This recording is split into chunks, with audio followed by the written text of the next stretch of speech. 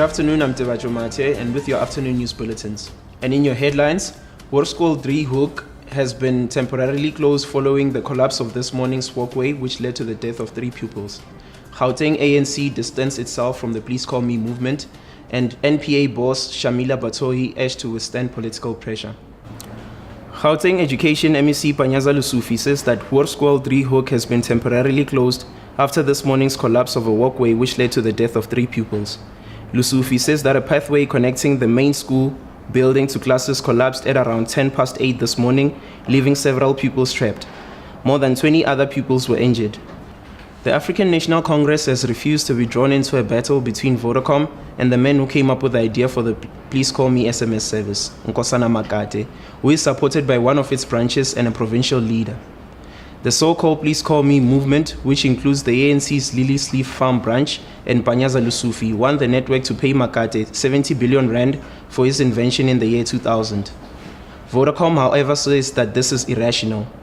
The ANC in Gauteng's Tasman Motara says that ANC Gauteng has no official position on the matters related to Vodacom, which includes those of government contracts as well as the monies owed between themselves and their client. The movement is calling on all South Africans to boycott all Vodacom products and has called on all the government to cut ties with the telecommunications company. And now to your sports updates with Tatwa Timjali.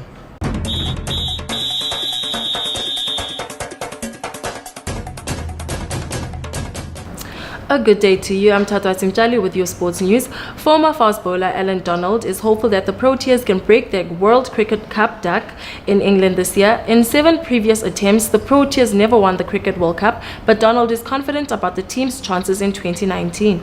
Donald says he's hopeful that this group of players will make the country proud. Still on cricket, the Proteas will take on world number 1 in T20 Pakistan tonight at the Newland Stadium. Proteas beat Pakistan in ODI and as well as Test series. Tonight's play starts at 6 p.m. In your PSL news, log leaders Bidvest will take on struggling Maritzburg United tonight at 8, while tomorrow Golden Arrows will take on the Kings of the North at 6 p.m. Bottom of the table clubs Baroka and Chipa United will fight to move from the relegation zone on Sunday. Mamelodi Sundowns will be playing in the CAF Champions League against Isaacs tonight at 9 p.m. The first ever Superhero Sunday doubleheader kicks off at the Cape Town Stadium. South Africa's top players will wear their new jerseys inspired by Marvel's Spider-Man, Thor, Black Panther and Captain America, who will run out at the stadium for the first time. Public appearances of the Marvel's makeover of SA Super Rugby teams. The Lions will be dressed in the familiar webbed Spider-Man suit. The Sharks will adopt a Black Panther look. The Stormers will be looking to hammer their opponents in the colors of Thor, and the Bulls will shield all attacks thrown their way as Captain America. The Lions take on the Sharks while the Stormers take on the Bulls. That's all from the sports desk. Goodbye.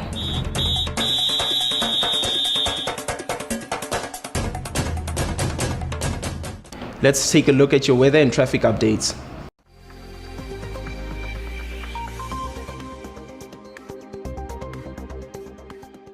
In your traffic updates, in Melrose on M1 northbound, there's a stationary vehicle causing delays near Collett Drive. In Lenasia on the N12 eastbound, there's a police check.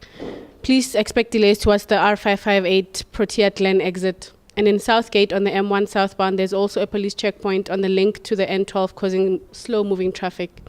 And in your weather, it's partly cloudy in central Johannesburg with high chances of rainfall in the evening.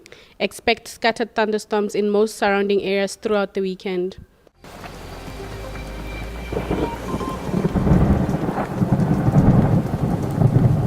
And that is it from me and the rest of the Joburg TV news team. Goodbye.